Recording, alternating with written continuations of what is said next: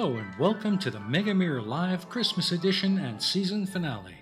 Today, we have invited back all of the guests who have appeared on the show before, as well as our EiE Network family, for a Christmas get-together. We will be talking about memorable events and happenings from the past year, as well as plans and hopes for the coming new year. So make yourselves comfortable, have a cup of cheer, and join us for the festivities when we come back.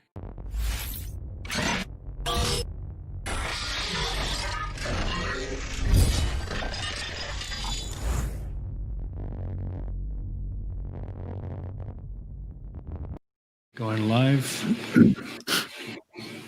And we're back. For those of you just joining us, welcome. I'm glad you were able to be here to help us close out the season and just enjoy each other's company. So let's start things off and see who made it so far. And first off, I can see that our good friend, Mr. Mike Bertelson, has made it. Hi, Mike. How are you? Hi, pretty good. Good, well, it's Saturday morning for me, but much later for you, I'm sure. Yeah. It's I like the new set. I like the Christmassy set. It looks awesome. Yeah, it does kind of get into the spirit, you know. It's the last show of the year, so I thought, why not?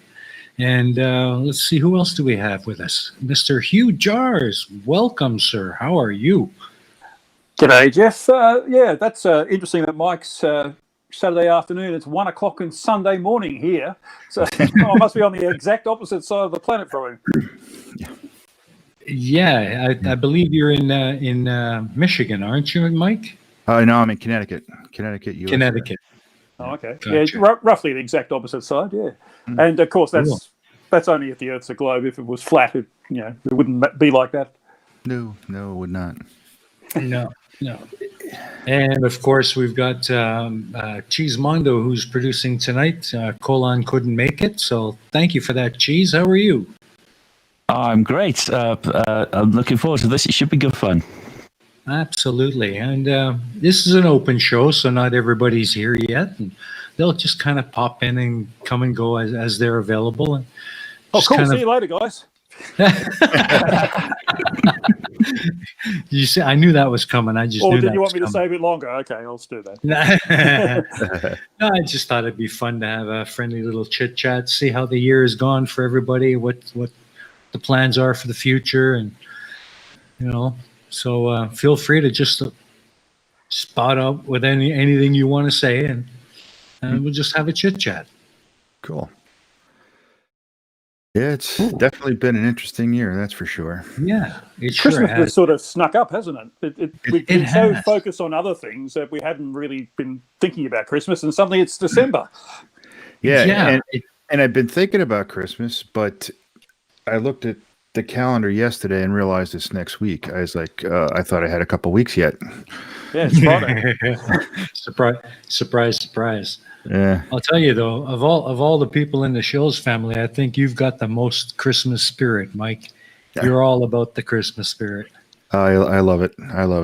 Got my Absolutely. We were not going anywhere this year, but we still have Christmas all over the house. The tree, the Christmas train, the Hummel nativity set, and lots of Santas and gnomes. Yeah, that's what the holiday's all about, man. It's just got to get into that spirit. It's hard here in Vietnam because it's really not part of the culture, so we don't really have Christmas. Oh, really? So I Is that kind the of miss case? that. Because I know in Japan, which is another Asian country, although completely different, of course, they're really into Christmas. So I'm surprised Vietnam isn't. Yeah, no, it's really not part of the culture here. I mean, they do put out the Christmas decorations. The stores jack up their prices. And you got lots of sexy chicks running around dressed like elves, but they don't really get the concept of Christmas. They have a pretty low Christian population, I bet. But so does Japan. So yeah. It's more the influence from Western culture, I'd say, because, like I said, Japan doesn't have a big Christian population either. So no, but they've had exposure to the Western culture for a long time since the war. Yeah, they're occupied for how many years? So yeah, whereas Vietnam, the borders only opened, I think, in '95. So Mm. Yeah. But it is catching on slowly, you know. Yeah. Well, no one says they have to do it.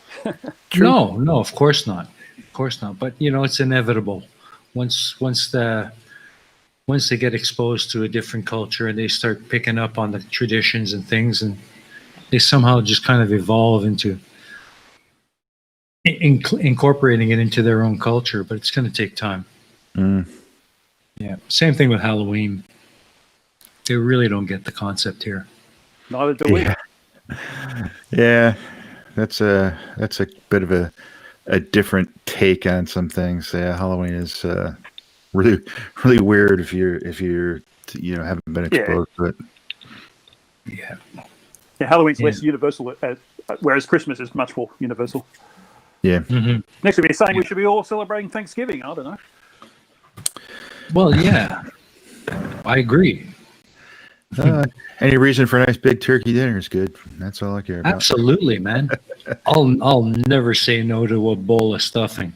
Oh yeah. Well, I would have thought, you got Thanksgiving on November 25th, and then you got Christmas on December 25th.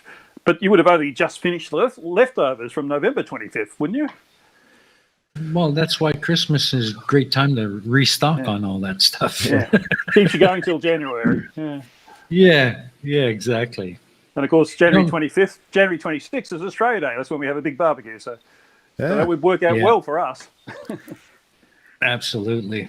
Yeah. What's it like? What's it like down in Australia at Christmas time? Well, it depends on where you are, but if you're near the coast, like I'm very close, not very close, but certainly reasonably close to the Gold and Sunshine Coast, which are famous surfing areas. Often we're staying, people go down the coast and stay there. Or up to the coast, if it's the Sunshine Coast, from Brisbane I'm talking about.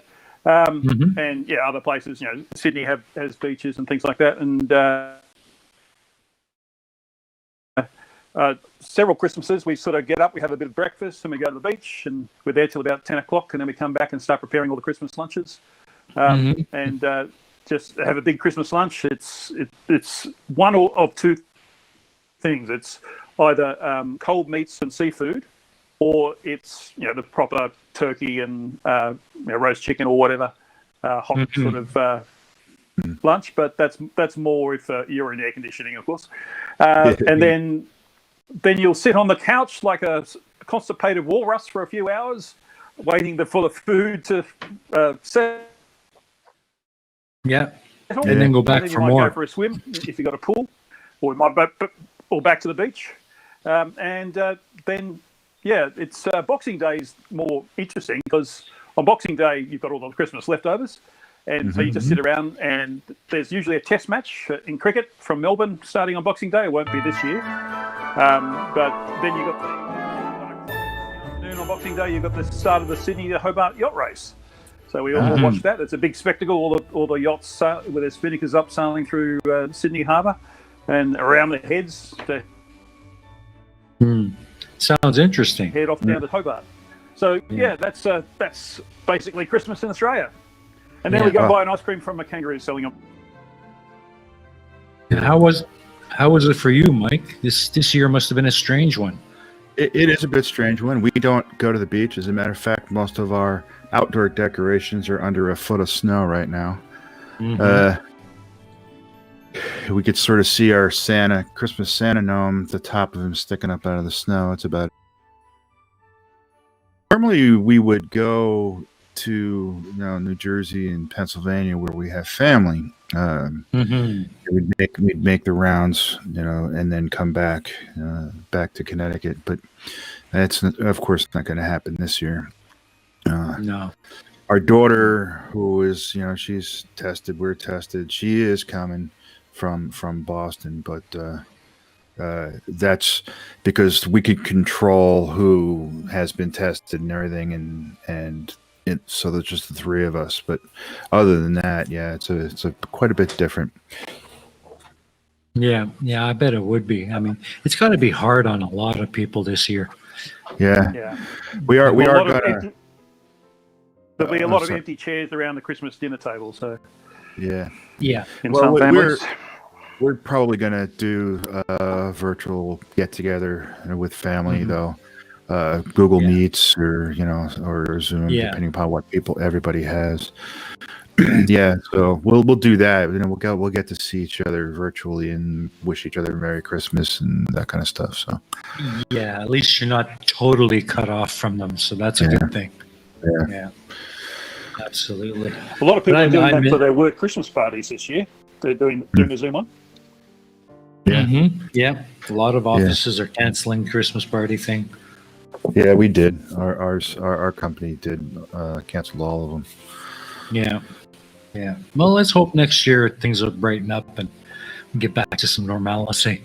I think that we will. That's coming. We've got 2 vaccines approved in the U.S. and I know there are others approved in the EU, and I don't know what Australia's been doing yet, but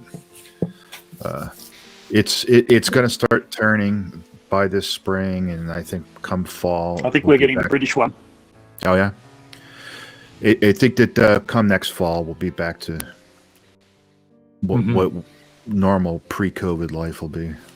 Yeah, that'll be a good thing. I think everybody's ready for it, Yeah, things are not too bad here in Vietnam. For the most part, life is back to normal. We still have some minor restrictions. There's still the mask mandates in public, but other than that, everything's open. People are getting back to their normal lives, so that's a good thing.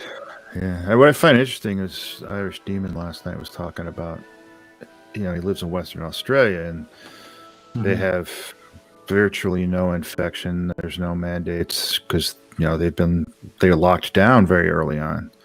A lot of the rest of us didn't do that, and that's why we're in dire straits. Yeah, well, when this vaccine finally gets out, I think a lot of anti-vaxxers are going to be eating a whole lot of crow. I think so too. I bet a lot of them will take it.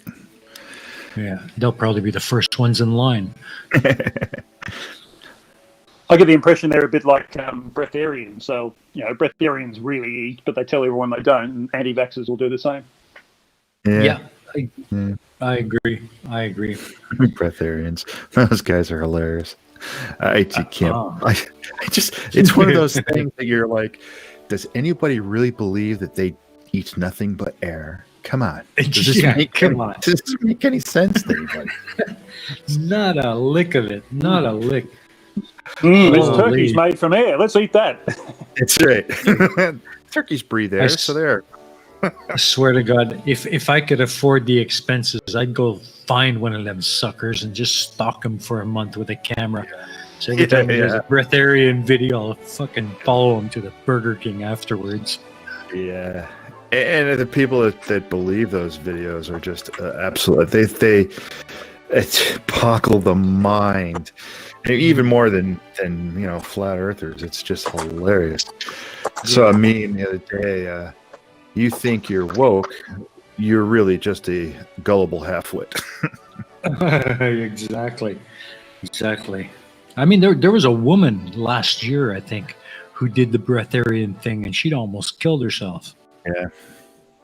That's reality, she did it scientifically. Yeah, she was trying to prove that breatharianism works, and they had to take her off because she was getting close to the point where she would have serious health issues. Yeah, and it just proves people that she's believe. not real. Yeah, because air has a whole lot of calories. Oh yeah, big time. It's too funny. I bet you Linda was happy when they announced the vaccine. Yes.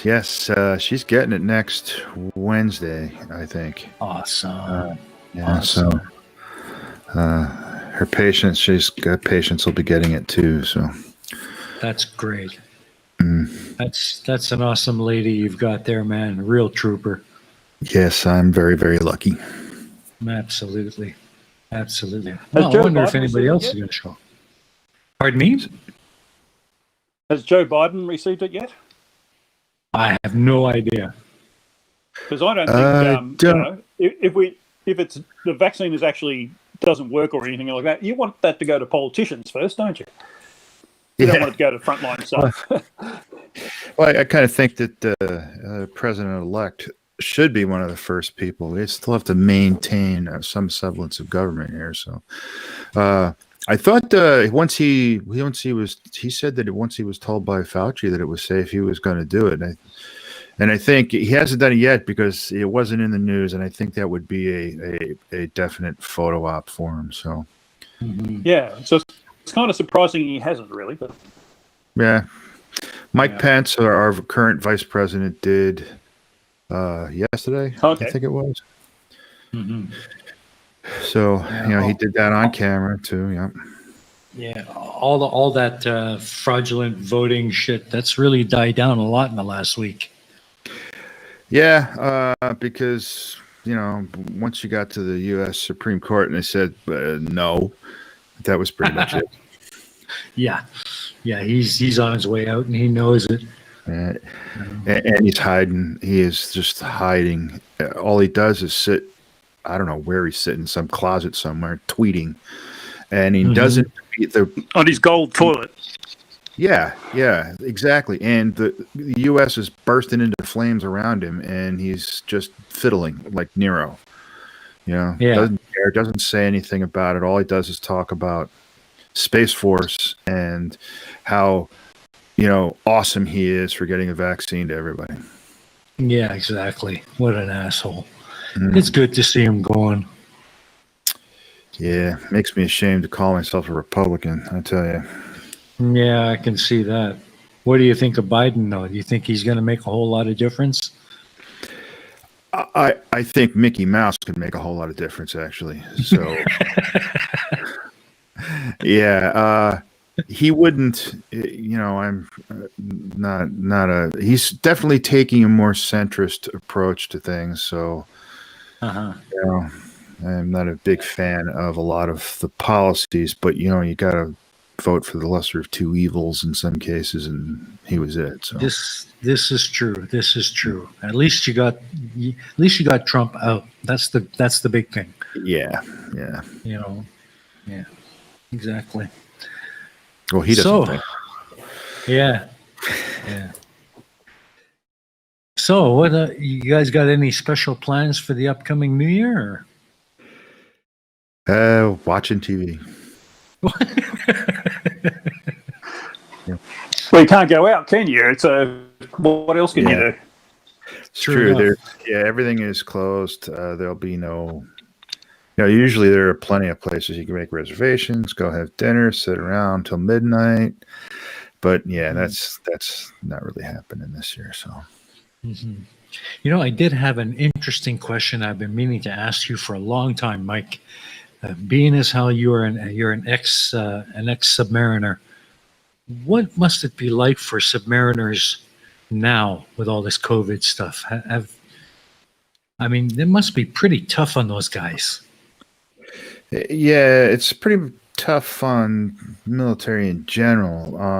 But these crews that man the ships and the subs, they have to maintain their status. They have to be healthy because it could rip through a crew in no time at all, as contagious as it is. So they're doing a lot of quarantining and a lot of cohorting, and there's some even reduced time with their families because of it. But it's getting kind of out there. Those people that have the more important missions, the submarines, the frontline troops overseas, they should also be. I think they're on first lists to get vaccines too. So as well they should. Yeah, you got to respect all the people who are serving. They really do go above and beyond, and my hat's off to all of them. Yeah, I've been at sea for a couple of Christmases, and we do celebrate and set up decorations, and try to bring as much of home as we can. Of course, today they have email; they can actually live chat and do email with family. Couldn't do that back in the 80s. Yeah, true. Used to have didn't have internet. No. We had these things called family grams. Your wife or your spouse, your family could send you these. I forget how many words there are that were in. You were allowed to put in them, but they would send. We would get like, I forget, like 10 of them a patrol. Linda might remember. Mm-hmm. Yeah, and you wait patiently for each one. You know, you don't want to miss a single one. She just said, "What was that?" Yeah, it was 10. We got 10 a patrol. Yeah, 10 per patrol. Yeah, well, the average patrol is what, 6 months? Well, I was on a boomer, so it's basically 105 days. So there's 2 crews, and you switch off. So you're off crew for 95 and on for. So it's about 7 months a year. You're out. Fast attacks, they can be gone for a month, or they can be gone for 6 months. You know, it depends on what they're doing. Yeah. And then there's the big task forces, the carrier groups. They do what they do, and they're gone for long periods of time. So. Yeah, well, that's all part and parcel of being in the Navy, eh? Yeah. Oh yeah. I spent a lot of time at sea. Absolutely. So how about you? Have you got plans for the new year that you want to tell us about, or? Well, like I said, you know, there's well, it's not so bad here, I guess. We've just had an outbreak, which we're all locking down for. It's mainly in Sydney, so it's a long way away, but apparently someone drove up from Sydney and had COVID and started spreading it all around the place up here, so we're not too impressed by that. But they've locked down where they've been, and so hopefully we can pick up everyone who might have been infected. But it just shows it just takes one idiot who's not paying attention to what they're doing, and all of us are affected. And so when you see people like Nathan Thompson saying, well, why do I have to wear a mask? You've all got masks. You just want to slap him around the head a few times. But to answer your question about Christmas, like I said, Christmas sort of snuck up on me, given this year we've sort of focused on other things. Today I've taken delivery of my brand new computer because my laptop died. So now I can get back into it. I've got about 6 or 7 videos in the works. So the next week I'll be probably putting those together, and I'll put them out over a few weeks, I think. On Christmas Day, I'm planning on doing a live stream. 2 live streams, in fact, one for the Australian audience and one for the other side of the world. Awesome. And just sort of whoever's around, get them in, and we'll just sort of celebrate Christmas together and have a bit of a chinwag. Look at the year in review, perhaps. So. Sounds fun. Send me a link. Yeah. But, that'll be Christmas Day. 3 p.m. Eastern Australian time, and also 3 p.m. UTC, so that the British and Americans can get in on that one. Excellent. So how about you, Cheese? How's your been? How's your year been? Much like everyone else, I suspect. Christmas has crept up on me. I kept thinking, I've got plenty of time, and here we are, the 19th of December. Christmas decorations are only just up. I've not bought a single Christmas present yet. And if any of my family are listening, I didn't say that. Shit. You didn't hear it from me. Amazon must have got slammed this year. Yeah, absolutely. Oh, yeah. Yeah, when the pandemic first came out, I was thinking, gee, I wish I could buy shares in the American market, because Amazon would be a sure bet. And, lo and behold, they're going up like a rocket. Yeah. Yeah. It's amazing, man. I think Christmas has taken everybody by surprise this year. With all the shit that's going on, you just haven't had time to even think about it. And then all of a sudden, boom, it's here. And it doesn't feel like you want to celebrate either. It's not that sort of year, is it? Yeah. It's kind of weird, kind of strange. Yeah. That's the thing is, ordinarily I'd have the make sure the Christmas tree lights are on and have bought presents and been thinking about food and things like that. I actually don't care this year. And sorry, family, if you are listening, I'm sorry, but I don't. It just doesn't feel like Christmas. Yeah. Yeah, you're right. You're right. It's more survival than anything else, isn't it? Not that we've got the dreaded virus at the moment or anything like that, but we could get it if we're not careful. Yes. And especially in places like the US and the UK where it's really bad at the moment. You're more worried about that sort of thing than celebrating Christmas. Cool. Yeah. Well, we've decided that we're gonna kick back on Christmas Day. We always make a spiral sliced ham, and we have Christmas movies we're gonna watch. Some we've recorded, some we have on disc, and awesome. The family. Awesome. We can all get together in meets or something and just watch it all together. Try to keep it as close to normal as possible, realizing. Yeah. That's actually. Go ahead. I was just going to say, seeing you mentioned Christmas movies, let's ask the big provocative question. Is Die Hard a Christmas movie? Yes, it is. Yes. Absolutely. I think it's because we're all guys. Yeah, I think it's because we're all guys. Yeah, ask my wife the same question. Is she going to answer that in the chat? Probably. She said, it takes place at Christmas. Yeah. It has Christmas values too. It's about a story about families getting together. Because his wife was a hostage and that sort of thing. Yeah. Yep. Yeah. So we threw a guy off the top of a skyscraper. It's still a Christmas movie. Absolutely. He fell off Santa's sleigh. Yeah, there you go. There we go. Doesn't think it is. Sounds like a reasonable explanation to me. Yep. Absolutely. PhD Tony here. I just saw someone mention his name because it's like he's an hour ahead of me, so it's 2:30 for him in the morning. Oh, yeah. I don't see him there. Somebody mentioned him though. Yeah. Yeah. So, what's your favorite Christmas movie, Mike? Well, I like Holiday Inn,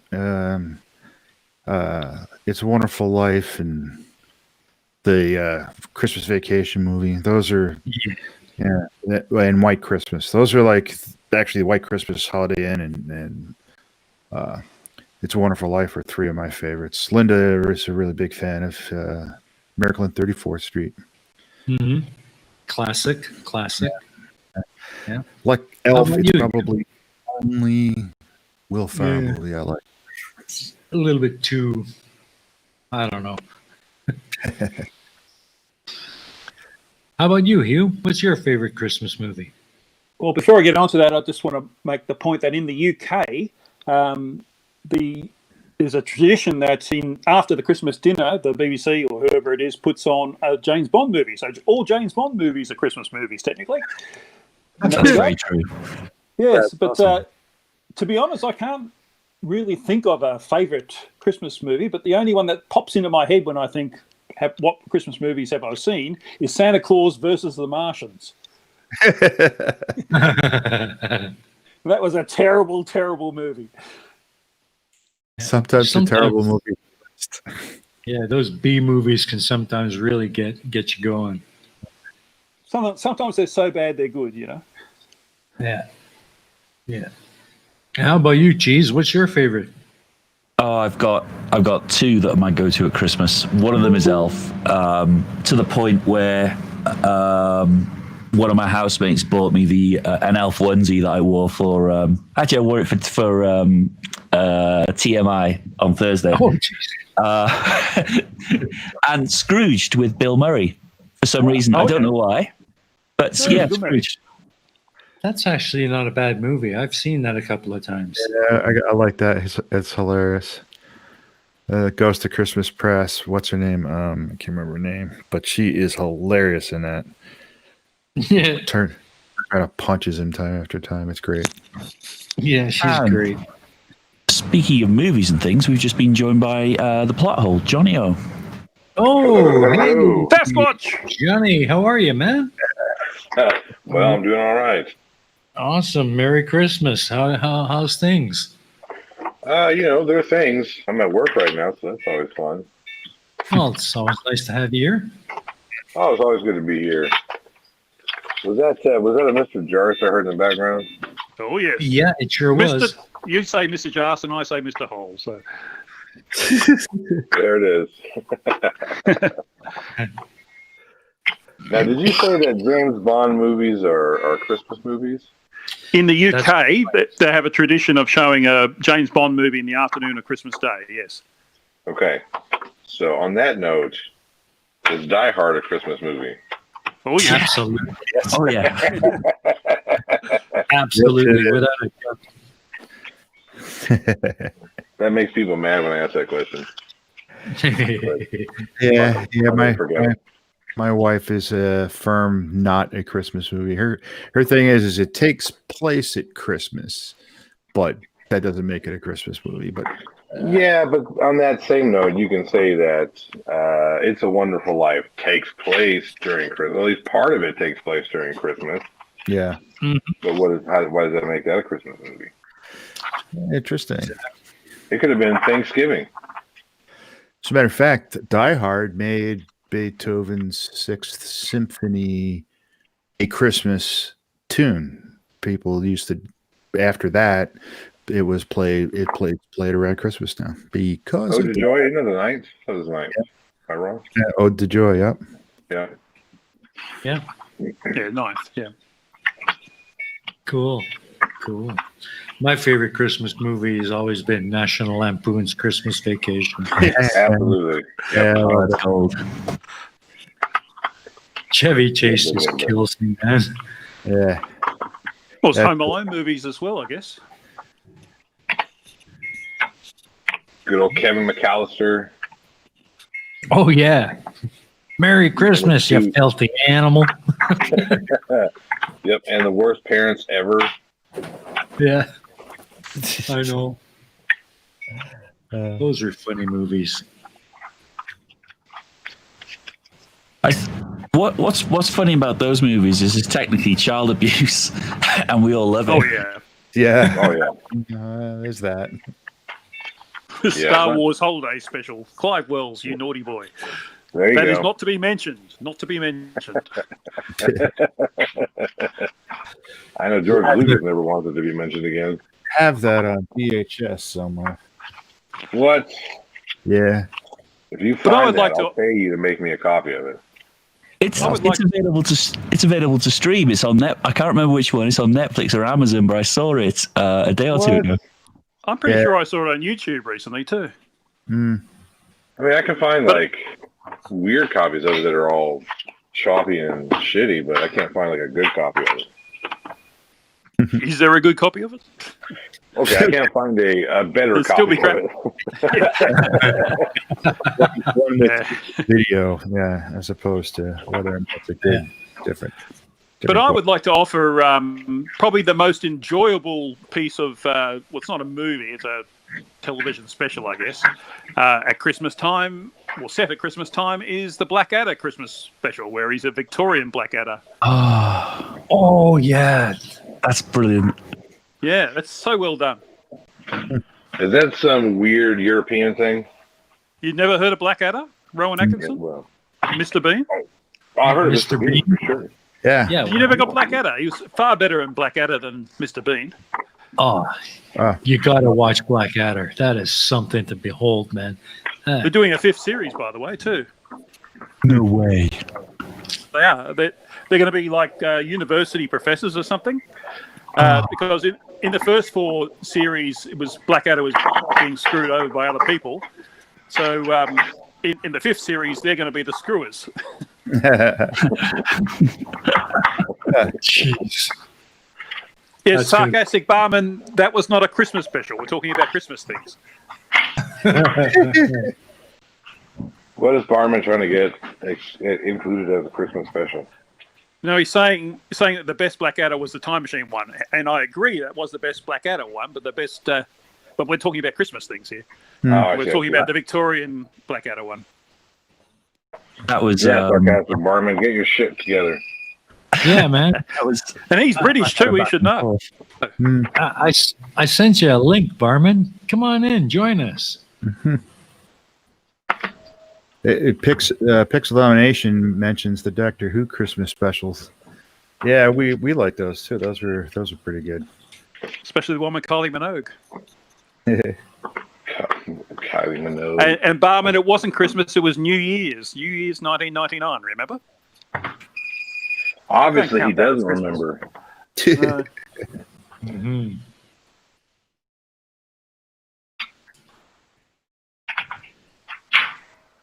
Oh, well, that's an awkward silence. Just a pregnant pause. Okay. I think we're all busy reading the chat. So. All right. Yeah, it's trying to see what's scrolling by. On the Mega Mirror, I usually ask all my guests a list of questions at the end, a quick fire. So each one of you, give me, instead of 3 things on your bucket list, tell me 3 of the first things you're going to do once things get back to normal after all this COVID shit. What's the first thing you're going to do? I'm going to go on a vacation. I don't know what I'm going to do or where I'm going to go, but it's going to be something and somewhere. I haven't been on a vacation in like 15 years. Awesome. How about you, Mike? What are you going to do? Yeah, well, I think that's was one of the first things I'm going to do too is vacation, because we had 3 canceled last year. So yeah, that's I want to get rent a house down on Long Beach Island, New Jersey, and just sit on the beach for a week and do nothing. Awesome. Yeah. Awesome. Hugh, what about you? Well, we've been, if we wanted to travel within Australia, it's generally been okay up till now. So I probably want to go overseas because we're completely locked down as far as overseas is concerned. Mm-hmm. It'd be nice. I've been wanting to get to the States for a while, but haven't had the opportunity. My last trip was to the UK 2 years ago, so I probably need to go to the States this time. And but whether or not there'll be any airlines still operating is another question. Yeah. Yeah, they got hit hard, man. I can't believe, my dad was an airline executive, and he told me that airplanes, it might be out of date, but airlines run their aircraft at 75% as the break-even point. And with an empty seat on the 3 seats so that people are, separated, you're not going to get 75% full. So I don't know. I know they've put up prices and things to match, I guess, but I just don't see how airlines can really operate in the post-COVID world. Yeah. Yeah, I can see your point. I guess if everyone has the vaccine and they can bring along a certificate that they've had the vaccine, and then they'll be allowed on the plane. It's not an issue, I guess, but we haven't got there yet. That world hasn't come around. We're getting there, but yeah. Well, let's hope we get there soon. Well, I'm hoping the vaccine actually works too. That's the thing that bothers me, because the flu vaccine came out in the 50s, I think it was, and you know how effective that is. Not very. So. Well, maybe if they could figure out which flu it's going to be in a given year, it might be better. But yeah, you just can't predict those kinds of things. Yeah. And how do we know that COVID's not going to do the same? That's what concerns me. So. Yeah, that's a good question. Yeah, it is. I don't want to make you pessimistic. All I want to do is something really simple. It's a chain of events that just needs to happen. I want to go to a movie with the family. I want to be able to go to a bar afterwards and have a drink, and that's it. That's it. Sounds fair to me. I know a bar in Wales. Well, Barman's a bit of a dick, and I'd like to fly back to Britain at some point to see the family, but that's a third. But mainly, I just want to see a movie and go to a bar. Yeah, just go out and do something normal like you used to do. Yeah. Yeah, that's about what my goal is. And we're getting pretty close to that here, but it'd be nice to be able to travel. That's what one thing that Well, the thing is, I'm living in Vietnam as a foreign national. So if I leave Vietnam for any reason, getting back in at this point would be almost impossible. Yeah. So I got to kind of stay put. That's the same for me at the moment. If I leave the US, I would have to reapply for. I'd have to restart my green card process. So I'm stuck here for another 4, 5, 6 months. Yeah. It does kind of throw the wrench into a lot of things, Yeah, one of the channels I watch, Alex Steele. I don't know if anybody's familiar with him. I've heard the name. Yeah, it's blacksmith kind of stuff, steel forging, homemade knives and swords and stuff. He's from the UK, from Norwich, and he 2 years ago moved to Montana, which is hugely different than the UK, but and he just went back to the UK. I was wondering why he was setting up a shop, because maybe it's because he's got to stay there a while. He went back for the holidays, and he did the quarantine and everything, and I didn't think about that. I was wondering why he was there. Maybe that's why he can't come back for a while. Yeah. Because he's not a citizen of the country, so they don't have to let him back in. Yeah. Same thing for me here. If I leave, getting a visa to come back is not going to be easy. And I'll probably have to go into quarantine if I do get back in. So, yeah.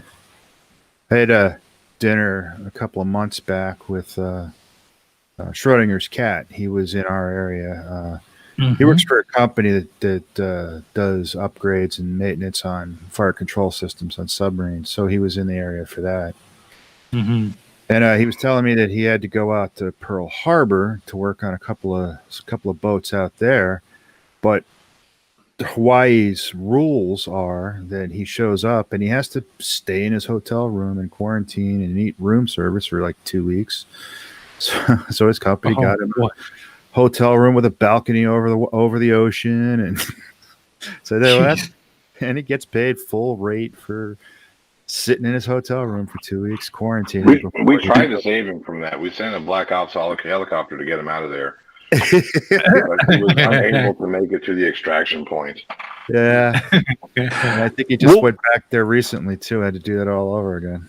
Yeah. Wolfie did that. It was tough. There was a lot of torture involved. Yeah. A lot of half-naked women running around.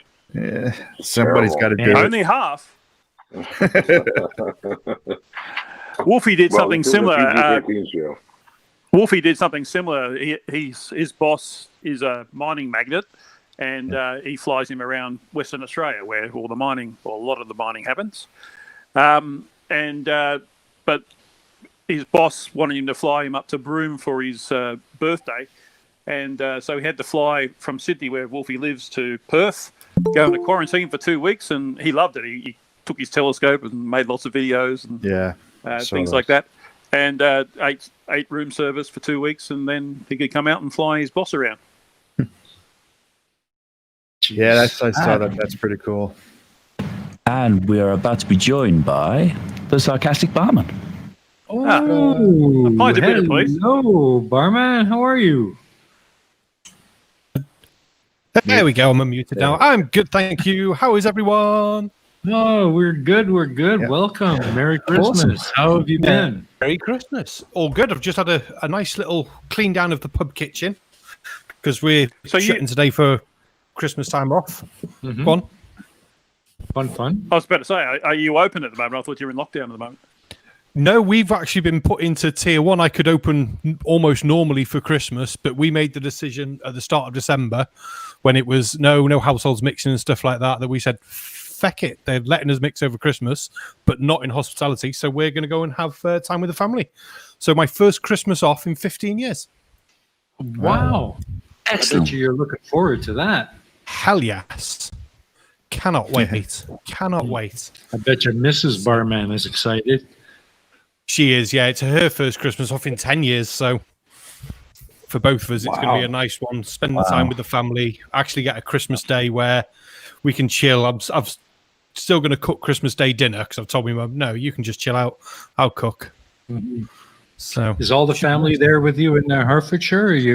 No, we're going back up to Wales. So we can't fully mix. I think it's only 2 households, but at least it means I get to see mum and dad over Christmas, and it won't be too bad. But few rules still to follow. But luckily, the way mum and dad's is set out, we can sort of self-isolate as well, which is nice. Oh, well. Awesome. Wow. 15 Enjoy the holiday. Worked. That's amazing. You probably haven't seen much of them this year either. No, I've seen them once, twice, because they came down in summer. So that's all I've seen of them this year. So saw my nieces once this year, and it's like, God, it's going to be nice to see them all. Wow. Yeah. I bet Can- it's something you've been looking forward to for a while. Oh, hell yes. Hell yes. But Christmas is normally such a good time to be open. We normally just take most of January off, so because of Christmas. You know, I missed three Christmases when I was in the Navy. I thought that was a lot, but 15 is that's a lot of years to just work every Christmas. Yeah, that's long enough to almost forget what Christmas is. Yeah, but it's a very profitable day for you, though, isn't it? Oh, huge. I mean, we did have 21 people booked in at £65 a head. That was before drinks. So hence why it's worth just doing Christmas Day. Yeah. And it's great because everyone pre-orders. They just get their meals. It's a 7-course we were doing. So hell yeah. Wow. In the end, it's just a day. So just have a day and do the Christmas thing then. Yeah, we normally do it in January. So that's normally the plan. The plan this year was supposed to be do Christmas, and then we were all supposed to go on holiday as a big family group over to Florida and take the nieces and things like that around Disneyland and things. But obviously that's been put on the back burner until next year now. So yeah. Do you do? Go ahead, Mike. Are you open for New Year's also? Do you normally do that? We normally open New Year's as well. Though New Year's, the place we've got here, it's been hit and miss New Year's. They go, we want to party. So last year we put a band on and, we put a singer on and a buffet and things like that. And people came, and by 10 o'clock, they're all going, we're tired now, we're going. So, well, the singer's on for another 2 hours. The very first year we did it as a paid-for sit-down meal. That was like £40 a head. They got 3-course. They were quite happy. They stayed till midnight. But, it's a bit weird. That's kind of weird that you would leave before midnight. All we're tired, we're going home. Yeah, our demographic. The point of going in. Go on, yeah. Out on New Year's Eve, isn't it? Yeah, our demographic are quite old, so and then the younger ones that we do get in, because they're only local, they tend to have a big party at their places and things. A couple of them got farms that are in the middle of nowhere, so they can make as much noise and things they want. They can have fireworks. The site we're on doesn't allow fireworks, so that's a big one because it's predominantly a dog-friendly site. So they're like, no, we don't allow fireworks, we don't allow live music, and it keeps it a bit more calm for people. Yeah. Well, hopefully this year you'll have a really good Christmas with the family and enjoy it for once. Yes, well looking forward to that. Well looking forward to it. And I just want to say thank you to Pixel Domination, who caught my video earlier, which was awesomely funny. Anthony Riley doing his normal lying shitness. Yeah. But tell Anthony us Riley. about it, because we've been on this. We couldn't get to see it. Tell us about your video. So Anthony did a video where he said, this woman, she had her injection. 17 minutes later, she fainted, which was, she did. And then he was trying to say between 8 and 10 hours later, she died. And look, here's the Facebook post for it. Except the Facebook post was from 2 days before this woman had her injection. And Anthony's trying to connect the two and say, yes, it's the same person. And he doesn't seem to be like being called a liar on it, because I think he answered back to... I think it was Global Mum commented on it going, well, to be a liar, I'd have to be purposely doing this. Well, you are. You're a lying little shit, Anthony Riley, sleeping warrior. And I will quite happily say it over and over again. Absolutely. Well, he's either a liar or he's incompetent at research. Which is it? I think he's a lying incompetent ass basket. Yeah, he's not lying. I think he was right. He's actually both. He's intellectually dishonest and wouldn't know how to do research, if you paid him. No, I think it took me about 30 seconds to find a Reuters link with, here's the claim that a nurse died. Here's the Facebook post from it. And that's all I needed was the Facebook post and the date. Because even the original subject of someone dying was before this woman had an injection. So I don't even need to prove that the other nurse didn't die. It's just, this is not the nurse. You're a liar. Yeah. and the injection was on live television. So yeah, along Imagine with if Riley- several of her colleagues. Imagine if Riley actually became a lawyer. I mean, he'd be just absolutely crap at getting the evidence together. He'd just make it up. Well, hopefully he'd learn that he's deficient in that department and pay a private investigator to find it. Then he'd fuck up presenting the evidence. Stop putting that evil on us, okay? Don't do that.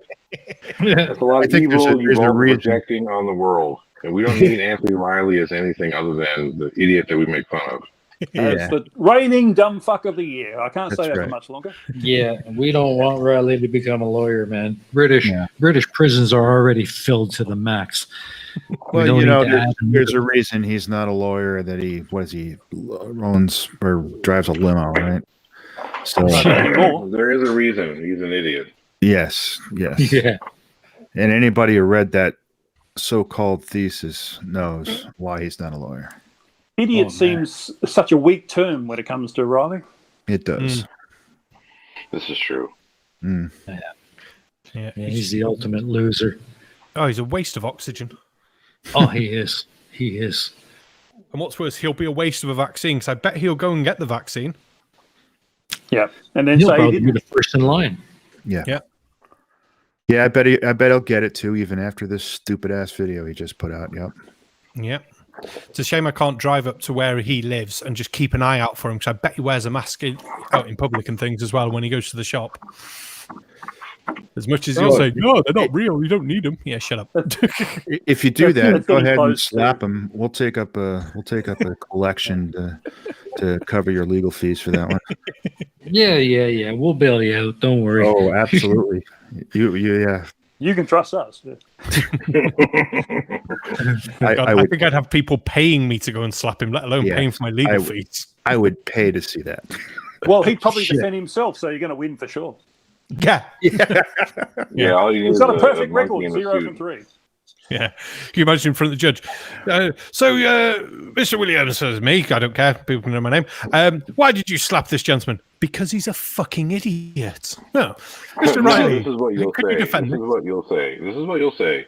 The magistrate will ask you why you slapped this gentleman, and you'll say, well, you're going to find out.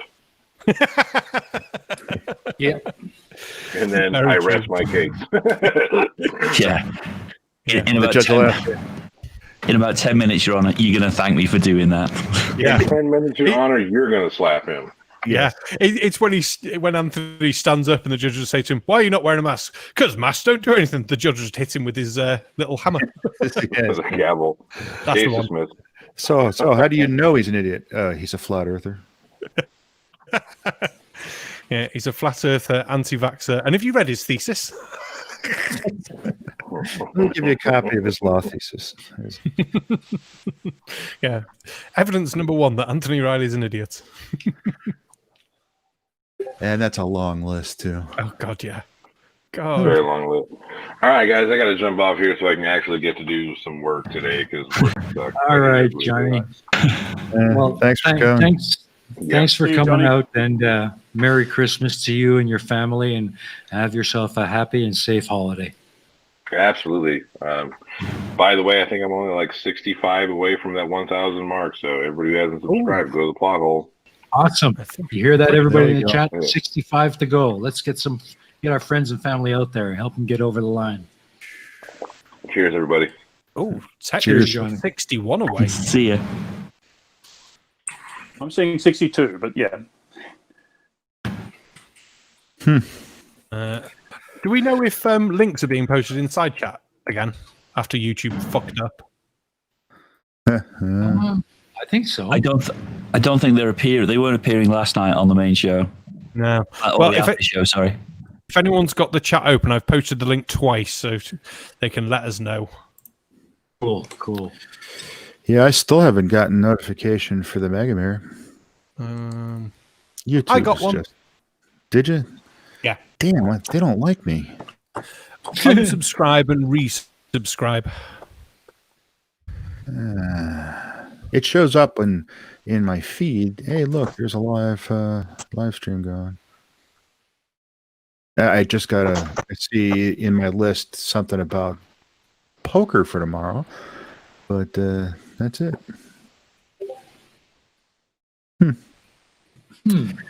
Yeah, I'm not getting my notifications either. Yeah, I usually wind up getting them like as this, especially for like the Shills or Pub Chat. I get it when the stream starts. Yeah. It's like, wouldn't you really want to know beforehand? Come on, YouTube. Yeah. Ideally, that's when you'd want them, but... Yeah, I've tried that, and it worked, and then stops working again, so...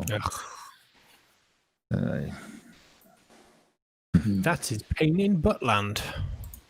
Absolutely. They're just it's inconsistent is what it really is. That's a land I want to avoid. Most people do. I mean, it's a good job YouTube's not the biggest video sharing company in the world. Oh, hang on a minute. Dope. Yeah, they get their ad revenue. I guess that's really all they care about. Yeah. But they get more ad revenue if people knew there were videos to be watched. Oh, there's that. Yeah.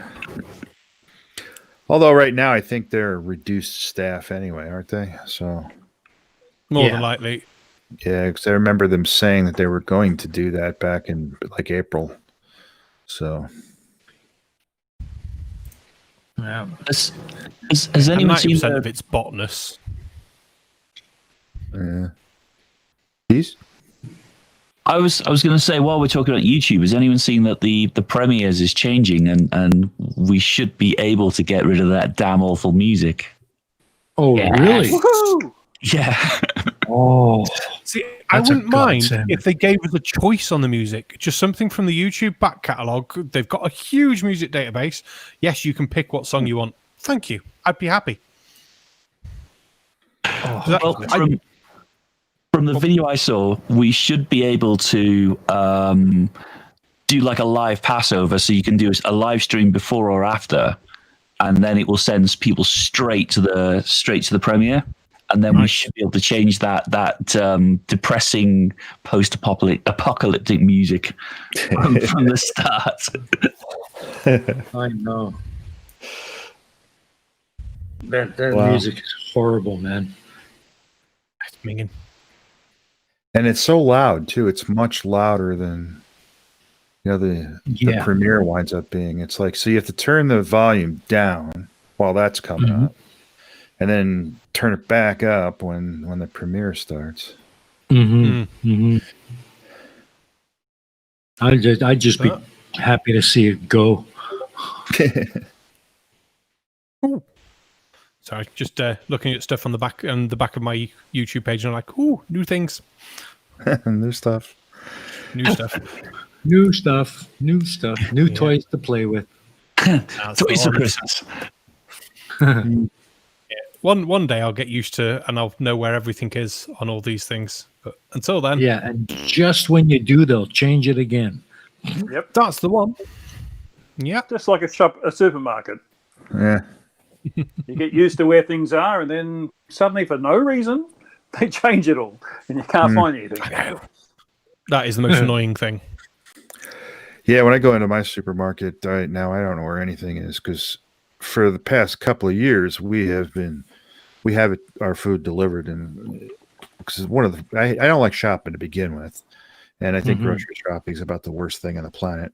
So, I used to think that till 2020 came around, and then so we've had our food delivered every couple of weeks right to the house, And so whenever I have to go in there, I have to where is everything? Because it's so much different. I mean, produce is always where it is, but everything else just moves, and I'm like, Yeah, you always know where bread is, milk is, and veg. That's about it. Yeah. And they say the reason they do that is they've done marketing research and figured out, where people are more likely to spend more if they put certain things next to each other. But all it does is piss people off, as far as I can tell. So I don't know why they're going to spend more if they're pissed off. Yeah, if the marketing research were right, why do they have to keep changing it? I mean, come on. Yeah. There's certain things that should be together as well.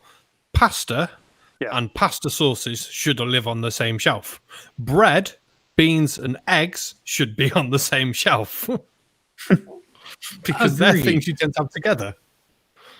Yeah. I agree. Eggs need to be kept cold, so I could see how they're, no, they don't. Okay. They don't keep them cold in our supermarkets. We never kept our chicken eggs cold when we had them. Oh, really? Huh. Really? Yeah. A chicken egg will be quite happy at basically not room temperature, but just below, which the bread aisle tends to be a bit cooler anyway because it's near the veg aisle, for 28 days. Yeah, wow. Room temperature in the UK, you mean? Yeah, room temperature UK, yeah. So if you get a box of eggs and it's only got a week on it, you know that those eggs are already possibly 20 days old. Yeah. Yeah, I like to bring eggs up to room temperature a little bit before I cook them, though. So they well, most things you bring up to room temperature before you cook them. Yeah. Especially steak, I like to let that come up a temperature to get a good sear without overcooking it. It's nice. Defo. Well, that's a secret, you sear it good, quick on the outside. You retain all those juices inside. Yeah. I get that Maillard reaction going. Yeah, that's good. Yeah. I like to marinate it in a little olive oil, garlic, thyme, and rosemary. Yeah, and plenty of salt and pepper. Yeah. Yummers. Lots of the salt draws juice right out of some proteins to the surface. It's sear real nice. Yeah. Welcome to the Mega Mirror Cooking Show. I watched one channel. I think it's Gaga Meats or Guga Meats. I can never freaking remember. And he's done experiments with the steaks of how long should you leave it seasoned? So we've got the 1 hour one, the 24-hour one, the 7-day one, the 1 month one. You're like, a month? It's we salt and peppered it for a month. It's like, oh, okay. But he goes 24 hours seems to be the ideal, if possible, time to season it for. Then just leave it in the fridge on a plate, covered in salt and pepper, and then a bit of garlic butter to cook with. That's nice. Man, making me hungry. I like to sear it in a cast iron pan too, because it just holds the heat. You put the cold meat on it, and it doesn't cool down right away. And just we're quite lucky. We've got a flame grill in the pub, but half the time I prefer cooking it on a nice iron skillet pan. So you've got the lines. It looks nice. The taste seems to be better.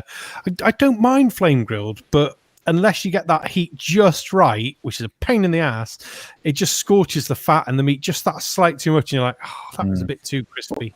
Pan. Well, plus, if the flames you're using are gas-fired flames, then they get that sort of petrochemical taste to them to some extent. So, never great. They say that you should sear it at a high heat on this iron skillet and then finish it in the oven. Yeah. Yes. Bring it up slow after that. Yep. Actually, people like Heston Blumenthal, who's done a lot of, have you seen his kitchen chemistry they were awesome. series? Yeah, he's done a lot of research as to how food should be prepared, and meat, he says, should be cooked at 80 degrees Celsius. Not many ovens can get down that low, but for a long time, because that's the temperature where the chemical reactions work the best, and you get the juiciest but most flavoursome steak. A bit like doing meringues then. Yeah, the big thing now is the reverse sear, to slow cook the thing in the oven, right out of the package or right out of whatever your marinade or seasoning is. And then just before you serve it, that's when you slap that thing onto a high heat, Get that caramelization happening. Yeah. Another thing you can do is sausages in the oven. Sausages in the oven are always far better because they get that even heat around them, and they cook all the way through that way a lot quicker too. Yeah, I usually cook my bacon in the oven like that. Yeah. Yeah, the same reason. Always do bacon under the grill because I get that nice crispness on the fat. So, and sausages as well, I always find better in the grill because even though there shouldn't be too much fat in them, that little bit of too much fat that you don't want just drips off and it goes on the outside, and it's nicer. You guys are killing me. You are absolutely. It's 9 a.m. I've not had breakfast yet, and we're just talking about steak and bacon. Oh, Jesus, it makes you feel better. Just before finishing cleaning the kitchen down, I had a pizza, a nice homemade pizza with 100%. How do you like to cook your steaks, Cheese? It depends on the steak, but I just go straight for I've got I don't have an iron skillet, but I've got a heavy frying pan. I just fry it. Cool. A bit of butter at the end, bit of basting, and throw some herbs on. Go a bit Gordon Ramsay with it. Well, swear it. Yeah. So Hugh, you're Australian. You're supposedly the king of barbecue land. How do you barbecue a steak? It's interesting in American asking me that, because barbecue means something completely different in the States, especially in the South, where it's more about slow cooking and in an oven and things like that. Yeah. But barbecue to us is a grill, so it's a bit different. Yeah, it depends on the steak. If I'm buying it from Aldi or Coles or Woolies or something, it's usually crap meat, so I just cook the hell out of it to make sure. But I enjoy the texture more than the flavour. But if it's a really nice steak, like there's some butchers out Warwick Way, which is all big cattle country, you can get some really good A-grade meat there. And I like to cook it slowly and low temperature, and it comes out so much better. Keeps all the juice in it, and cook it, medium rare. Cool. How about you, Mike? How do you barbecue your steak? Just like to do a bit of a sear on it, and then take it out to the grill and just cook it up till till it gets up to temperature, nice and slow, and make sure that it's medium rare. Yeah.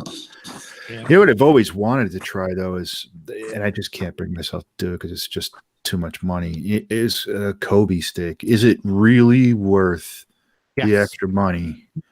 I mean, come on. Wagyu, you mean? Huh? You mean Wagyu? Yeah. Yeah. Kobe beef. Apparently, it is. Because you go into a steakhouse in the U.S. and you could pay $100 for one of those steaks, and it's like, is it really worth the extra $80 or $70-$80? I'd say no. Yeah, I would say no too. It would have to be really fucking good beef. With the Wagyu beef, is those cows get the best life possible. They get really fat and that sort of thing, because that's what they're looking for. Fat is flavour, so the meat they get is just full of fat. And they can't cook that all the way, otherwise you lose the flavour. So, and they usually slice it very thinly and just sear it, a bit like kangaroo meat, really. And so it's very close to rare, but a little bit of caramelisation on it. And so it's a bit almost like sashimi or what's that? There's a beef dish that's basically raw meat. Compote? Steak tartare. Tartare, yeah. Oh, tartare, yeah. So, but only it's little like ham slices, and it's a different experience. It's probably worth that in Japan, where there's so little land for beef to actually be raised. But in a place like Australia, where we've got far more beef cattle than we do humans, it's not that much better than a regular steak, Yeah. You get some really, really good steak at a restaurant, or even at the butcher. That's not $70 a pound. Mm-hmm. So how about you, Barman? What's the best steak you guys got? Oh, I will always love a ribeye, no matter what. Nice, medium rare. bit of a peppercorn sauce to go with it, and not chips, but pan-fried potatoes, say new potatoes, chopped into nice cubes with some onions, a bit of parsley, and that will do me quite happily. Oh, and some peas. Can't go wrong with peas. Or a sweet potato with butter and cinnamon sugar. I love sweet potato. Either a nice roast jacket, like a jacket sweet potato, or sweet potato fries. I don't mind either. Yeah, they're all right, but baked in the oven, sweet potato in this jacket is just fantastic. It comes out moist, and then the butter and the cinnamon sugar, it just adds so much to it. So, personally, I wouldn't put cinnamon sugar on, but that's probably because I haven't tried it. Yeah, but gotta love a nice steak. Get treated to a fillet every so often when the wife's like, "I fillet." Yeah, all right. We'll see what the butcher's got. So that's why I miss my butcher up in Wales. He was really good. We go in the butcher and you get our weekly stuff for the restaurant and things. Yeah, I want a dozen of those, a couple of those, 60 sausages, a couple of packs of bacon and things. All right, yeah, sorts it all out. So, throwing in a couple of bits of tail end of the fillet that we had. It's a bit small for the shop, but fine for you. And we get them back and we're like, they're about 8-9 ounce each, and he's given us 2. The joys when you go into a butcher and spending a couple £100 a week with him every week. They soon look after you. Yes, they need your business. That's actually one of the things I miss about while I'm in the US is they don't have a lot of butcher shops. And where I was living in actually Southport and Manchester and Ormskirk, there was always somebody in the town that was a really, really good butcher. So you could go and get the kind of homemade sausages and the turkey and stuff like that. In America, it seems to be mostly packaged stuff, which I find really frustrating because I quite like being able to choose. You go into a butcher's and he's got the jointed pieces. What would you like? And you tell him, and they'll cut it for you there and there to the size that you want, and kind of hold the knife up and say, "Is that big enough?" Say, yeah, hell yeah, go for it. Packaged. Yeah, he'll also look at them and go, that's a huge bit of fat in that one. Let's cut you another one. We'll use that for when we do strips for, say, a stir-fry pot or something like that. It's like, yeah, that's fine. We used to have a lot of butchers. When I was growing up, that's where you used to get. But it's just not the thing. Supermarkets killed them off. Yeah, I guess. But we do have a place near us called Salem Prime Cuts. They do good butcher work there, and a lot of people bring stuff to them. Like once Linda went in with some people at work, and she was like, "Well, we're going to get a quarter cow. We've all gotten together, and so they bring the cow in and then get it butchered." And I was like, "Where are you putting it?" And she's like, "Well, in the freezer." I said, "No, you're not." "Well, why not?" "Because it's a quarter of a cow." Not gonna fit. We wound up having to buy a freezer for that, but yeah, that was the last time I think we really did any stuff from a butcher. But can't you get fresh butchered meat at like a country farmer's market locally? I think so. I honestly don't really know that much about our local farmers markets. Linda might know, but I don't. There's a few markets that I've been to in Colorado, but the quality of the meat just isn't right. If you can smell the meat before you can see it, it's a bit of a war inside. Yeah. Walk away. Yeah, I think we're still quite lucky in the UK, as much as people say, "Oh, butchers are dying" and things like that. So I live in Hereford. For anyone who's not known, doesn't really matter. But on the high street, there's 1, 2, 3 butchers. There's 2 just out of town, and 1 the other side of town. So I've got a choice of 5 butchers easily that I can get to. 6 if I want to travel a bit further. But then if I want to travel a bit further again and go up to the next town over Leominster, there's at least 2 butchers that I can remember on the high street there, plus 2 cheese shops. So cheese would love it as well. Yeah, Liz brings up a good point that in the US we're just too cheap for butchers these days. Yeah, do tend to be more expensive, so than getting a cut in the supermarket. But you can't beat the quality. And yeah, that's true. For anyone who does have a local butcher, go as often as you can, learn his name, and get that little relationship between your butcher, because they do look after you as best they can. So Heat Shield says cheese shops. Yes, shops that literally only sell cheese. Oh yes. Don't go to the one that's done by Mr. Wensleydale, by the way. It's a little bit light on the cheese department. Yes.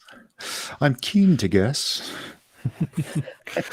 We went to a little village called oh crap, I can't remember the village. Near here anyway. But in the village they had a brewery. I think it was the oldest continually running brewery in the UK, 3 Tons Brewery. So that was ideal, going to the pub there. They had 2 butchers on the high street and a cheese shop, and we're like, yeah, this is great for getting all the local stuff.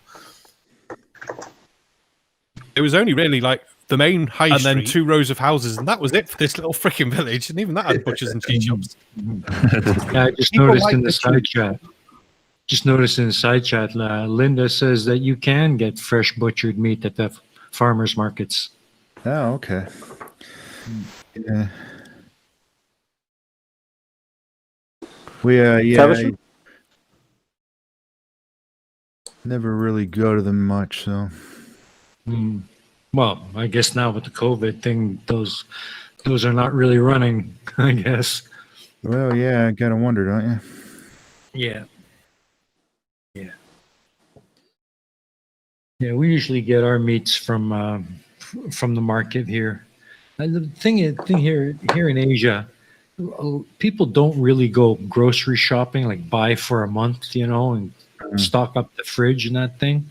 Here it's really, everybody does their shopping for the day. They'll buy the fresh vegetables, fresh meat in the morning for the evening meal, and they'll just do that every day. Yeah.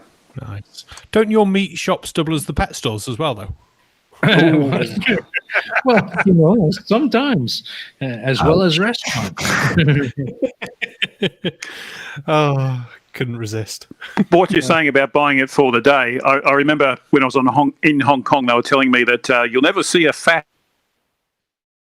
Hong Kong woman because they go out shopping twice a day to get the food for lunch and then the food for dinner, and but there's no elevators in their buildings.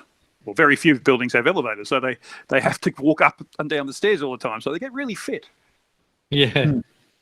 Damn. Yeah. Saying that, I don't have an elevator, but I'm fat. But then I like cake and beer. Well, there you go. It's the beer that's doing it to you. Yeah. Hey, Barman. Yes. I was trying to do that bit. Do you own your pub, or is that owned by a company and you're just the manager?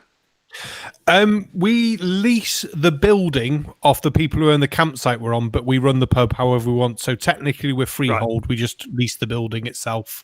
So you're an independent business, yeah? Yes. Yeah. Cool. Which is nice. I get to do what I want and open and shut when I want and just basically do what I want, as long as the wife tells me that's what I want. Mm-hmm. Well, she is the boss. Well, that's what being business owner should be like. That's right. What's the point of being a business owner if you have to answer to somebody else? That's the ones, yeah. I did it for a few years doing pub management, restaurant management and things. And it's just like, oh, no, getting fed up with this. I was managing one pub up by Chester, and we were what was classed as a chef and brewer. So we did nice beers, good food, because we're a little country pub, middle of nowhere. Ideal. And the company bought out the company we were part of, said, oh, yeah, we're going to change you about now. So you're not going to be a chef and brewer. You're going to be a locals bar. Like, oh, okay. Well, our nearest locals live on the canal. So I'm not sure how you're going to get that going.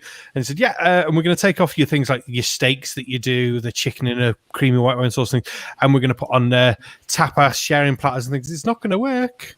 Saying to me, it's not going to work. Yeah, it will. Yeah, it will. We've done lots of market research. They spent millions of pounds doing market research on this. Okay. So 3 weeks later after they changed, yeah, it was. But 3 weeks later after they changed the menu, you go, oh, why are your profits down like $5,000 a week? I said, well, no one's really enjoying the food. Well, you need to get them back up. It's okay. Do I have permission to do anything to get them back up? Yes. Right, cool. So I took all the new menus he'd given us, threw them all in the bin, and reinstated the old menu and just started buying all the old stuff. And I got a letter, an email a bit later as the weeks were going on. So, yeah, you've brought the money back up. You're still down a little bit, £1,000 per week on what you were. So, well, it's hard to get these people back who've left because the food went poo.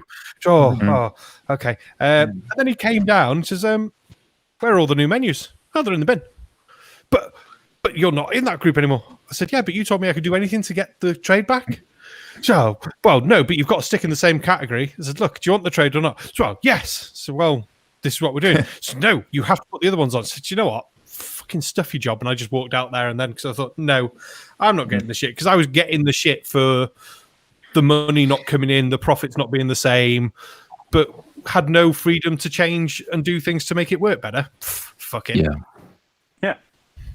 Typical management, they don't know the business, but they think they know, and it's almost like Flurfs, Dunning-Kruger in management. Yeah, well, he was an area manager for a pub company, but had never been a manager of a pub. It's like, he'd gone to university, done business, and was like, yes, we'll put you there. It's like, oh, fuck's sake. But that's just basic business, though. If the customer doesn't want what you're offering, you change what you're offering. And you did that, and the profits came back. You don't do things just because the boss says so, especially if the boss wants the money. Yeah. And we look at our menu every 6 months. We look at our menu, right? What's selling? What's not selling? What might sell? And of course, doing the thing of let's go online and look at everyone else's menu in the area. What are they doing? Oh, is there anything new? I mean, we do our pizzas and our burgers, but just changing things about. Like we might do southern fried chicken wraps next year with a portion of chips, just as a cheap bite to put on our lunch menu. So we tried potato skins this year. Really didn't sell, and I've got a load of potato skins. Like, for fuck's sake. So what are the most popular items on your menu? Pizza and burger. We do homemade Pizza and burger. Caramelized onion burgers. It could be, yeah. But then we do our own homemade pizzas, homemade dough, homemade pizza sauce, 100% mozzarella.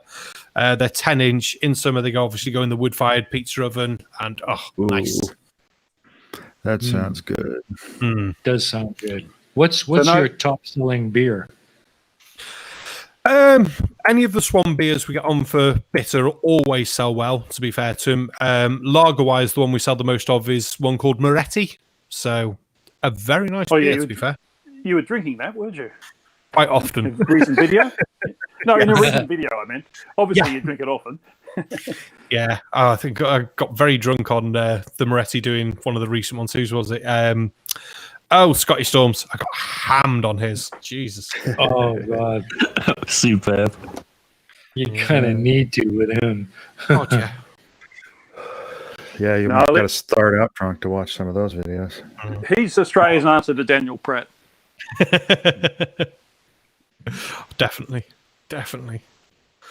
It's surprising that people like Pratt and Scotty Storm know how to use a computer enough to upload a video. That's the scary thing. Yeah, we've seen quite a few of those idiots disappear in the past year. Like that Big Blue, he took out that guy. Yeah. No sweat. He took him out good. Who else is gone? I haven't heard squat from Professor Funbags, Orphan Red. No, she's been off for a while. Apparently, she is coming back, which is quite worrying. So, changed her name though from back to Orphan Red from Mensa Girl. So yeah, I wonder what happened there. Yeah. Who else has dropped off the scene? Well, a few have cancelled their channels, like Taboo Conspiracy. Scotty Storm dropped off the scene, but now he's back. Yeah. Aren't we on Taboo Conspiracy's channel 4 though now? Yep. Jaredism still hits all these videos? Yeah. Is D Marble still out there? He's gone too, right? I think he has done something recently. I'm sure his channel's still there, because I'm sure the other week I looked. His last video was 3 weeks ago. Democrats caught switching votes on national television. Yeah. I haven't heard from Jeranism- M. Benz in a while. Jeranism still has hidden all his videos. So Oh, really? Has he? Huh. yeah, Yeah, but he'll be back. You know it. Yeah, I don't know yeah. where M. Benz went. The last thing I find when searching for M. Benz is Creaky's video from a year ago going, where did M. Benz go? Yeah. I thought he switched his channel to doing like Marvel comic stuff. Yeah. And, He'd suit doing I Marvel thought of comics. But yeah, his channel just well, seems he did, to but be... he seems like gone. he stopped. Yeah, unless he's changed his name. Probably. Yeah. Which wouldn't surprise me. Probably. I've seen recently with all the political stuff going on in the U.S. that Greater Sapien's starting to come back a bit. He was silent for a while. He was, Yeah, yeah. so, I do like some of his stuff. Mhm. I think he's really does good, the especially best. with the flat Earth stuff. He does the best takedown. The best takedown of that fucking perspective claim. He's got the best takedown of that. he was one of the first ahead, channels I Mike. used to watch too. Was Sapien? Yep. Yeah. I think it was Professor Stick got me into a load of these channels and things because he was the first one that I found, and that Yeah, brought me he's into coming back. finding all the others. He's been doing some great ones recently. I'm trying to remember who brought me onto Professor Stick. Cosmic Skeptic. That's how I learned of Professor Stick. I remember now. Cosmic Skeptic, and he was good. But his channel exploded. He went from, I think there was a few thousand when I first found him, and then suddenly he was like 250,000 or something like that. And then his channel just sort of suddenly stopped. It's like, oh, okay. And he's started re-uploading recently. It's like, yeah, here's my interview with Richard Dawkins. Like, what? Yeah, here's me at this book tour. Here's me at this one. So, oh, okay then. Yeah, it was Simon and Dan was one of the first ones I subscribed to because I saw a vid on it was Orphan Red and her stupid little triumph was the Earth. He only had I don't even think he had 1,000 subs at that point in time either. And then all of a sudden, boom. Yeah, for me, my introduction into it all was Creaky Blinder. That's actually where I met Barman in the Creaky Blinder Discord. And that's when Barman started telling me, just do it. Because I was contemplating whether I should start a channel. And Barman kept telling me, just fucking do it, mate. Just do it. Good advice. If you want to do it. Yeah. Yeah. I thought I about remember it that. 6 months before I started, and then I just decided one day I'm going to do this. Yeah. And, I was sitting on the rest is history, I guess. It's fun. You figure it out. Yeah. I was just sitting on the fence for the longest time. And it was Barman, Jutmonk, and Logical Troglodyte, the three of them in Creaky's Discord. Just kind of pushed me in the right direction. And now it's going to go by and nobody's in it but me. And I forget who was the original heister. He's trying to get. Oh, heist. I heard Linda in the background. Heist. Yeah. Heist. I mean, to make sure I told you because otherwise there's going to be nobody there. There we go. Yeah, there's a few of us in it now. There we go. Yeah, I was contemplating starting, and then I was steaming, and Dick had both said I should, and then Riley did that stupid video about that college dean from Boston. I can't remember the name of the university. He was talking about buoyancy, and he mentioned. I told you, Riley doing a stupid video. Yeah. Which one? And it was we started talking about electric boat and submarines, and Electric Boat is the company I work for. I'm an engineer there, and so that kind of pissed me off because he just said stupid shit about math isn't real, and buoyancy is why submarines float, and also why things fall, and it's like okay. Oh boy, trigger. Yeah, so it's like, okay. Of course, that video was horrible too. It was way too long, and tried to pack so much stuff into it. It was ridiculous. I Yeah. learned a lot about what not to do. But still, it was a good video. It was full of some great information, and Yeah. it thoroughly killed what Riley was saying. Yeah, I love how he says that math isn't real. It doesn't represent reality and can't be used to represent reality, yet he tries to use it to support his stupid relative density ratio thing now. It's like, oh, it's okay for you. Yeah, freaking moron. Yeah, no kidding. That guy's an absolute idiot. Well, they'll never change.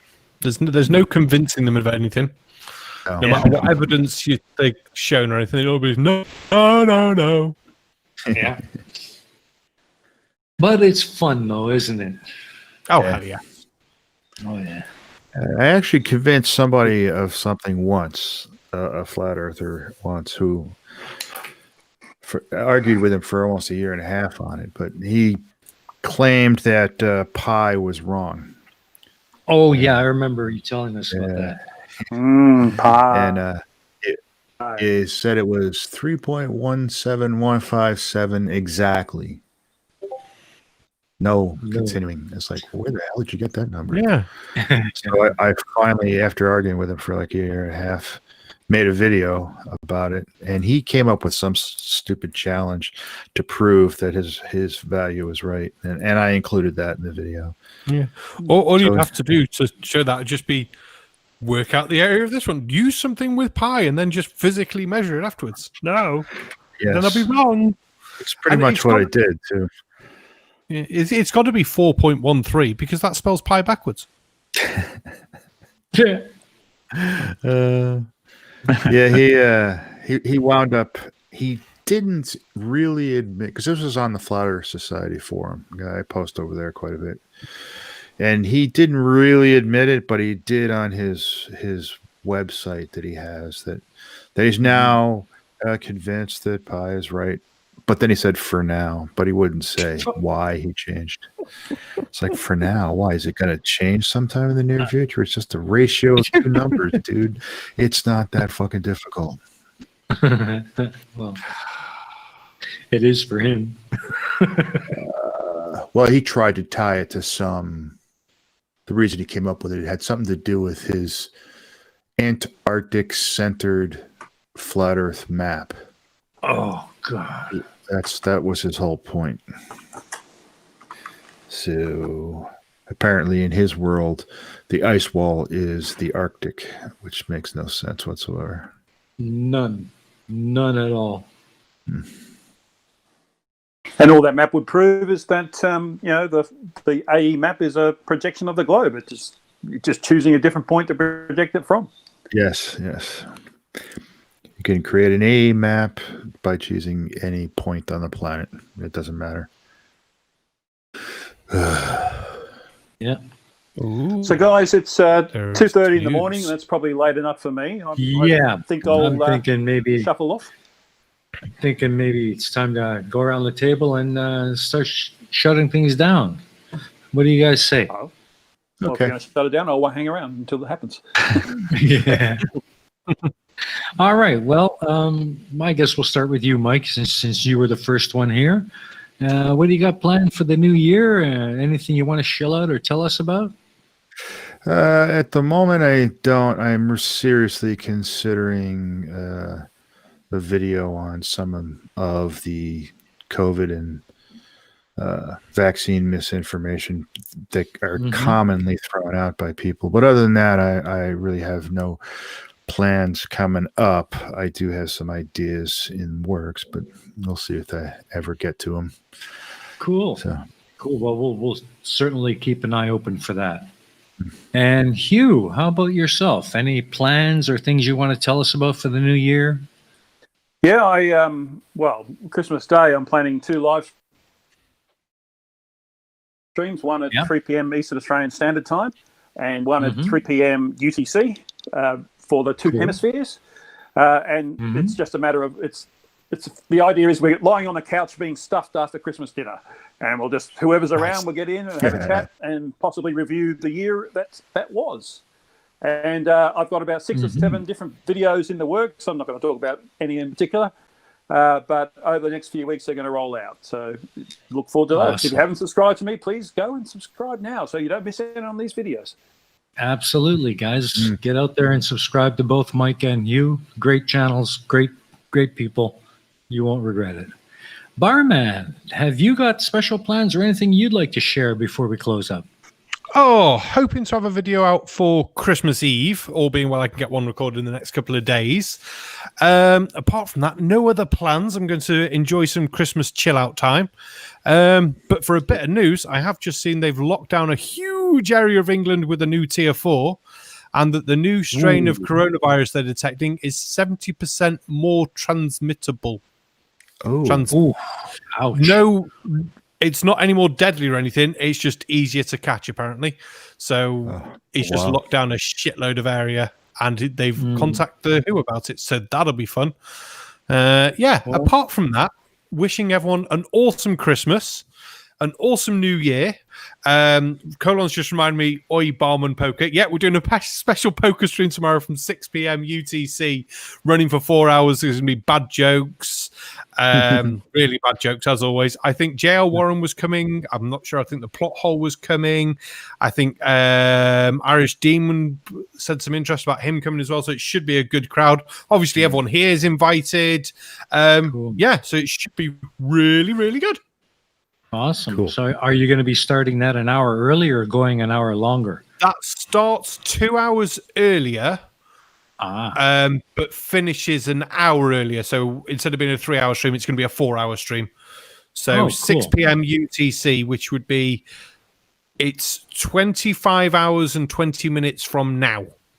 Awesome. Yes. Follow that up with the POP and we're doing good. Hell yes. Awesome. And Cheese, how about yourself? Have you got plans or anything you'd like to shill out or share? Nothing exciting for Christmas. I'm just going to try and get through it in one piece. It is we got the Shills show tonight, followed by the after show, and then I'm on with Rider of Dinosaurs on Monday evening. Oh, I forgot about that. I should be there as well. Awesome. Oh, awesome. Yeah, that's good. I haven't heard from him in a while. It's nice to see he's coming back on the scene. It's going to be a good one. Yeah, absolutely. Yeah, I love his stuff. He's really, really good. Absolutely. Well, I guess that just about wraps it up for us, folks. I just want to thank our guests for coming out today. Cheese, Hugh, Mike, Barman. I'd like to wish you guys and your families a very happy and very safe holiday. And for those of you in the side chat, thank you for coming out. Merry Christmas and Happy New Year to all of you. Be safe, be well.